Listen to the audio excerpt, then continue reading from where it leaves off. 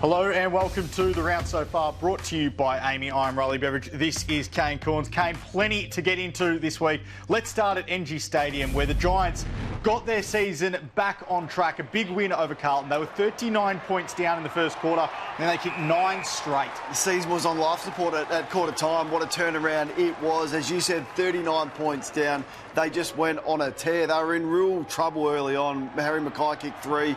Williams kicked 3 in the first quarter. The Blues kicked 8 in that first term. You thought this was going to be a disastrous occasion, but credit to them, the way that they were able to fight and get themselves back into this game and seriously keep their season alive. Jesse Hogan was a big part of that. He is our Saturday star. He marked everything inside 50. He took 6 marks inside 50. He took 6 contested grabs. He ended the day with 5 goals. Yeah, so part of this was Jacob Wiedering got a big corky and just wasn't right after about the first quarter. Late in that first quarter, he got that corky, and then Jesse Hogan just absolutely made the most of it. Gee, he looked dangerous. He took 6 contested marks. He took 5 marks inside forward 50. He even laid 4 tackles inside forward 50. He was hungry. Look at the way he is attacking the footy now. It was largely Camp who had no answers for his power and height in the air, but yeah, what a performance, what a great season he is having. And with their other forward line struggles, Cadman just can't get going. Brown was dropped in this game, so he's been the one constant this year that's just having an outstanding All-Australian worthy season. He certainly is. We described the Giants as an ordinary football team last week, but this is what they can do at their best. They pressure and they tackle, particularly in the forward half, better than anyone. They laid 26 tackles inside 50, and their pressure just overwhelmed Carlton. Some of their forward 50 numbers were extraordinary. So 15 to 7 marks inside forward 50, 26 to 4. Now, this isn't going to be a bad loss for the Blues. I still suspect they're going to be there and playing a big part on prelim final weekend and still the #1 challenger for Sydney for the premiership. But this is how hungry you have to be. So it was always a danger game going up there with the Giants and their season on the line, and didn't they deliver with their hunger? And it was all of them. Darcy Jones was amazing. Brent Daniels, his numbers just career best across the board. He had 11 score involvements, 10 tackles. He had 7 tackles inside forward 50. So they're small forwards, which we've spoken a lot about, not influencing like they did last year. Bedford's been deployed as a tagger, did a pretty good job on Walsh, had a bit of Cripps, but it was Brent Daniels and Jones who were really the spark for them in the forward line. 29 disposals for Brent Daniels, a career high for him. And the other thing they did well was they kept Charlie Curnow quiet throughout in this game. He was held to just 1 goal that came late in the game. Jack Buckley had the match-up on him with Sam Taylor out with that groin injury, of course. His goal came late. He nearly went 62 matches without scoring. And he finally got one late, but Jack Buckley did the job on How it. good's he been? I love the defenders that actually defend one-on-one, because I'm seeing so many that want to zone off, they want to get cheap kicks, they want to be that interceptor. How about you just go and put your magnet next to the opposition's best key forward and beat him? Like, this was an unbelievable display. So no Sam Taylor. Leclerc looks really vulnerable, so that is a real concern for them. Second week in a row, he was badly beaten, got subbed out, and Harry Mackay kicked 5. So if not for this guy, they probably lose by 4 goals. But he was unbelievable. That's the goal that he kicked, and just off screen you can see how disappointed he was. He was angry to concede that goal, but no Sam Taylor. Buckley's just had an enormous couple of seasons. He was huge tonight. Let's get to Marvel Stadium now, where the Kangas recorded their first win in Victoria in well over a year. These are the last quarter moments because they led throughout. They played so well throughout. The Suns came late. They closed it to within a kick late in the game. Then Ben Ainsworth missed a set shot, which would have put them in front. But overall, it was a deserved win for the Kangas. Absolutely it was. And we said probably 4 weeks ago that rock bottom had arrived for North Melbourne, and then they're just going to be going on the way up. Now, there's going to be bumps along the road and dips, but this is what you need to really give you the confidence and belief in the system that you're playing, to win a close one after losing a couple of close ones. What I want you to notice is how hungry they are. I mean, I reckon I've stood here, and we'll get to their pressure in a moment. These are just the last quarter moments where Gold Coast, oh no, they're going to break their hearts again. This is the Ainsworth kick that you're referencing that just slides left. Damien Hardwick's on the interchange bench. We'll get to him and his frustration after the game shortly, but they hold on, and it was Sheasel, and it was McKercher, and it was the young guns, and the relief on their players. 476 days since they've won a game in Melbourne. And their fans are starting to come along for the ride. It's a great atmosphere there today. They certainly are. You mentioned the improved work rate around the ground. I think that's shown defensively in the last couple of weeks, where they're conceding 6 fewer goals per game, as you can see in the bottom right-hand side there, every week at the moment. So their defensive work has been great, but it's starting higher up the field. This is the vision I want you, because I reckon I've stood here for the last 3 seasons and highlighted nothing like this. So we've seen players just waltzing past them. There's been a lack of urgency. There's been no chase. The frontal press they have got wrong, and we've seen clips of that. But look at the timing, look at the aggression and the ability just to really, nothing scientific about this, is just get after the opposition and turn the footy over and make life difficult for them. So love the aggression. Common's just been enormous. Had another huge day, 4 intercept marks, 17 disposals. Not giving up. Yeah. It's like the soccer mentality where you just do not want to concede easy goals. That was the case today. You mentioned their score. From round 1 to 12, it was 118 points conceded. Yep. From 13 to 17, it's been 82.8. So defensively, they're just a completely different side. When you're in a position like North Melbourne's, what you want to see is the glimpses of these young kids coming through. And we saw one, and it is our moment of the weekend in Colby McKercher. There he is there. But have a look at this gut-busting run. This is what he did for Tassie in the under-18s last year. This is why he was such a high pick at the draft. He runs all day and he's got the speed to match. God, I love this. I love the work rate. I love the endurance, and then that speed. Look at the breakaway speed, but also probably the confidence. I mean, you've got to be built different to be taking running bounces when someone is right on your hammer and you haven't played much footy. And then we're going to probably give him the benefit of the doubt of that kick to Larky, even though there was a little bit of luck with it. But huge numbers now, 37. A lot of them he takes from kick-outs, but that's fine because he's a great kick. But it's the 83% efficiency. It's high metres gained, 666. And I can't wait until the day, like Sheasel, when the time is right for him to move into the midfield and be getting his touches centre forward. Gee whiz, what about Gold Coast though? 14 straight defeats on the road now, dating back 421 days. This is their coach, Damien Hardwick, speaking after the game. I'm angry, to be fair. And as a footy club, we've got to grow the up, to be perfectly honest. Excuse the language, but you know, we've been in this situation too many times. So it's up to me and the match committee to sit there and get our boys going. It was embarrassing for the Suns. 8 losses on the road this year. All of their 8 wins have come at home as well. These are their games to come. We said they had to pinch a couple on the road to make finals. But regardless now, this side, I don't think they've taken the steps forward that we thought they were going to under Damien Hardwick. No, they're the most disappointing, not serious football team we've had in a long time. I mean, they're the biggest teasers we've ever had. There's no doubt about that. They speak a huge game in pre-season, 80% of the premiership list. The pass mark is fine. Stewie Dew would be laughing. Stewie Dew would be sitting back wherever he is in the Brisbane coach's box, actually laughing at this side. So Damien Hardwick's finding it difficult when you don't play 15 games at the MCG and you actually have to get on a plane, take your group and try and win a game away from home. Because it was easy at Richmond where you play your home games at the G, you play your finals at the G, you travel 5-6 times a year. Well, it's a different proposition when you've got a young group who hate getting on an aeroplane, who hate playing at Marvel Stadium and have completely blown up what was a very realistic chance for them to make some giant progress with the soft draw that they've had, with the free kicks they've had from the draft, and not to beat North Melbourne, a team in a similar stage. They should be, in fact, 3 years ahead the Gold Coast. It was an embarrassing performance today. It was a massive missed opportunity for the Suns, and the Kangas are off the bottom of the ladder. Let's get to the Adelaide Oval now, where Port Adelaide put the Western Bulldogs to the sword, and it was completely set up by their magnificent midfield maestros in the on-ball brigade, Connor Rosie and Zach Butters. 32 disposals in the first quarter they shared in. It was amazing. Game was over at quarter time. So there's the numbers between their two midfield guns. Horn Francis was quiet early. He came into proceedings a little bit later when he went forward, kicked 3 goals. But look at those numbers. Now, this is the issue with the Western Bulldogs. Now, they've got many issues when they turn up with an attitude like this. Part of their issues, though, is they're probably the most unaccountable team in it. When they played Brisbane, Lachie Neale just does whatever he wants. Whoever plays against the Western Bulldogs in the midfield does whatever they want. And this time it was Butters and Rosie who the tackle there, and Butters kicks that goal on quarter time. So 5 goals to 2 points at quarter time. Game over. And the Western Bulldogs, they played 6 out of their last 7 at Marvel before that game. Like the Gold Coast, they did not want to be out in the elements with a bit of wind around, not in front of their home fans, under a roof. It was just a bit too tough for them today, and it really was a pathetic performance. We'll show some of that in a minute. Yeah, they just couldn't defend in transition. So Port Adelaide kicked 7 goals from their defensive half. We're about to see a few of them here, Kane.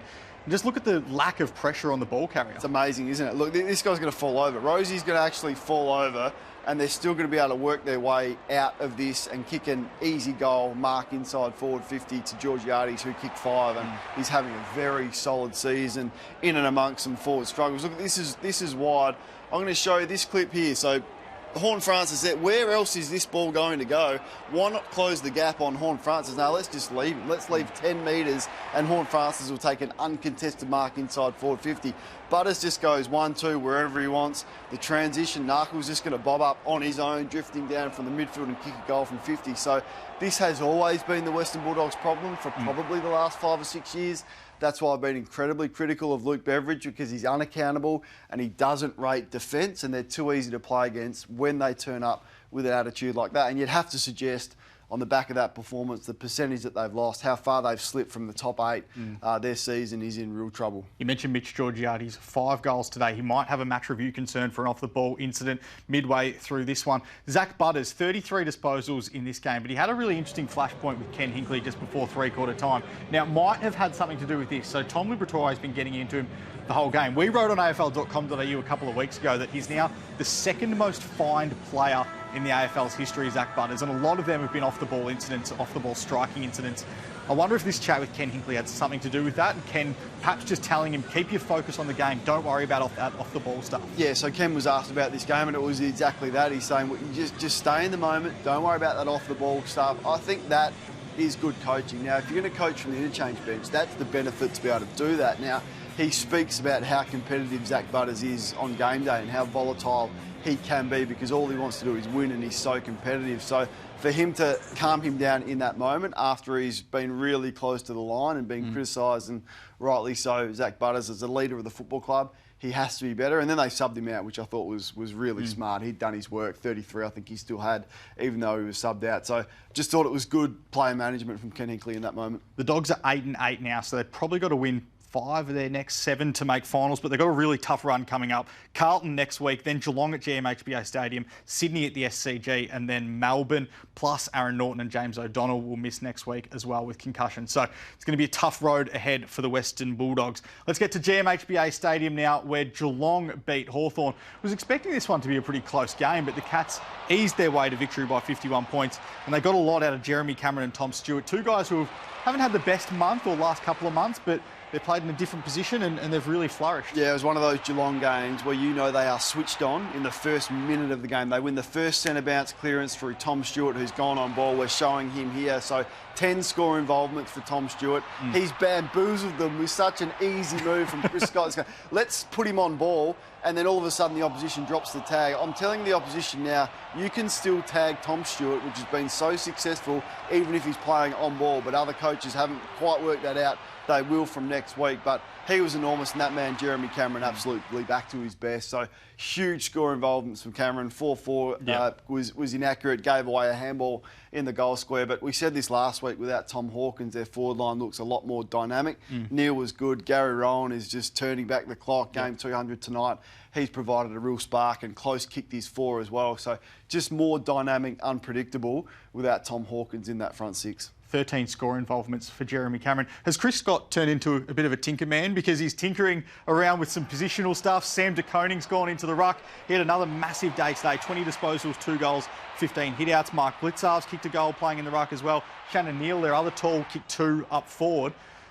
As you mentioned, they're looking more dynamic with this midfield setup. Yeah, well, that's why he's the best coach in football. I mean, the moves that he's made, so Tom Stewart on ball with huge success, and this guy into the ruck, even when he was beaten by his brother a couple of weeks ago, he was still pretty good, and we spoke about that. So maybe this is the way forward, and when you've got him and Blitzarves, it's a pretty dynamic, athletic combination, isn't it? So there's some things that de Koning does at 200 centimetres that not many other players can do. I mean, so he kicked that really clever check side snap on the run, so not many, as I said, can do that. So maybe they found their ruck combination, at least for the next year or so. Blitzarves is sort of mid-30s now, so he's getting a bit on, but de Koning may be their ruck for the next 10 years. Let's get to Optus Stadium now, where Fremantle eased over the line against Richmond, who are now on the bottom of the ladder, and it was Josh Tracy, 16 disposals, 9 marks and 5 goals. He's already 20 goals clear of his previous career best across a single season. He's 6th in the Coleman, but it was a shootout between him and Shea Bolton, who kicked 4 himself. Yeah, well, Shea Bolton kicked 4 out of their 6, I think it was, in the end, that Richmond ended up with. So if not for him, they lose by a massive margin. Here's one of these. This is when Bolton's at his best, when he absolutely gets up the ground and then sprints back to get in behind. But he was good in the air, Shea Bolton. He was really clever with his positioning. He's always strong on the lead, and in the air, that one 3-on-1. So He was the standout and probably the only talking point out of another really disappointing day for Richmond, who are now on the bottom of the ladder. But let's talk about the most improved players in the game, the big kahuna. Yeah. Tracy has been unbelievable. And you just love watching him play because you know every time he rocks up, he's going to give the most of himself. He's going to attack the footy. I liked tonight he got up the ground a little bit more and got his possessions high up the ground and then got back and did some damage inside forward 50. So he did the majority of his work in the first half. But, yeah, huge night once again for him. The Dockers are 10-5-1 now. They're only a couple of points off Carlton, who are in the top 2. They've got a pretty soft run coming up. So they play Hawthorn next week, then Melbourne at Optus Stadium, then West Coast at Optus Stadium. So their next 3 games all against sides that aren't currently in the top 8. How far can this Fremantle side go? Well, I think we're waiting for number 3 and number 4 seeds to emerge and present themselves. Maybe that is Fremantle doing that right now. We know that Sydney and Carlton, we're pretty confident they're going to be there on prelim final weekend, and then who's going to join them? Well, maybe it is Fremantle. And if they can finish top 2, and they're really close now to Carlton, then look out if a team has to travel to Perth a couple of times in the finals. All right, let's get to our Amy Clangers now. Who covers Clangers? Amy does. We've got a banner theme this week, Kane, because Richmond's banner was raining out west and it just completely fell apart before the first quarter. You might have seen this last week when Isaac Quainer had his milestone game. They spelled Isaac wrong. And then Friday night footy, Collingwood with the apologies to Isaac on their banner. I like that. It's pretty good. I don't mind that. They're making fun of themselves. Not the first time the Collingwood cheer squad have made a spelling error. No, they've made a few across their time. All right, let's stay at the MCG now, where Essendon recorded a massive Friday night victory over the Magpies. It put them right in the finals mix. This was the statement win that they wanted all the way through the season. They managed to get it, and they beat Collingwood playing very much like Collingwood likes to play. So when you watch these clips, and we're watching them pre-show, I'm like, this is a mirror of what Collingwood do when they're at their best. So 11 of their 13 goals came from the corridor. So these are the clips we're showing here. But I want to see the run, the handball received, their half-backs getting involved, their high half-forwards getting involved, their forwards clearing out and then sprinting back. There's Caddy, who is really emerging. If not for inaccuracy, would have been a huge night, but you just want to see glimpses with young players, and we saw that. They looked a much better structure with him. There's Durham again, just with his speed and his work rate and his versatility and his courage, enormous. So, yeah, I thought it was a statement performance because they started slowly and you thought, oh, look out. Chris kicked those 3 goals in a row in about 3 minutes, so this is going to be an ugly night again against good opposition for the Bombers, but it wasn't. And we've said a few times they are a different group. They're well prepared, they're resilient, and that showed once again on the big stage. It was a statement game for the Bombers. It was a statement game for their captain, Zach Merritt, who was one of the best on ground. 30 disposals, 15 score involvements, so half of his possessions were score involvements. It came after he won the Anzac medal against the Pies earlier in the season. I know you probably can't comment on this, but I reckon he's making a pretty strong case to be All-Australian captain. No doubt. Him, Cripps and Bontempelli, the 3 skippers, with what they're doing individually and trying to lead their team and will themselves. I want you to notice here how he sets himself up off the back of the stoppage, and you saw his numbers against Collingwood on Anzac Day. Well, that's what happens to Collingwood if you pay him no respect. No respect. I thought Essendon did a really good job on Dacos. Now, Dacos still had 30s, but they were ineffective a lot of the time because it was Durham and Perkins and the like that went to Dacos, whereas no one went to Merritt. And this defensive stuff, which we've spoken about at times, and he says he's always been a really good defensive player, and perhaps that is right, but this chase down tackle of Pendlebury is the stuff that we are really starting to notice, and he's leading the way in the last 2 or 3 years to emerge as one of the competition's best captains. But just value for touch, and the 15 score involvements from 30 touches. What a ratio. Yeah, it was great from Zach Merritt. Back-to-back defeats for Collingwood, both against sides who had previously been on the fringes of the finals positions. And this is their last 7 weeks. So they're 3-3-1 in their last 7 weeks. But this is how many times they've won these statistics in the last 7 weeks. So they haven't got more disposals than their opponents once in the last 7 matches. Disposal efficiency once out of 7. You can see the numbers. They're struggling across the board. It's very hard to do if you're not winning those stats. Yeah, they just look really vulnerable, don't they? And they've lost that aura that we're going to come back and win from anywhere, and they're trying to rely on that, but teams just going, okay, well, if you want to come with us, good luck. And that's what a younger Essendon group did to them. They just outran them, they outworked them, they out-hunted them. and they really put the game away at stages. So, yeah, they got some real issues if they want to even make the 8, let alone try and win back-to-back premierships. Geelong next week for Collingwood, so a massive game there. All right, let's get to the rest of the round now. And as we look ahead, Melbourne takes on West Coast. The D should get over the line comfortably there. St Kilda, Sydney, you want to see a reaction from the Saints after a couple of disappointing weeks, but the Swans among the best teams. Upset alert in Brisbane? I don't think so. Not on the road. I think Brisbane should be too strong at the Gabba. What do you reckon? Upset alert, just alert. You reckon the Crows can do it? Just a little alert. All right, plenty to look out for on Sunday. We'll see you next week. For the best and most comprehensive wrap of each round, Access All Areas is the show for you, unpacking all the action and dissecting the big news from each round. Access All Areas thanks to Crypto.com, Mondays on AFL.com.au and the AFL Live app.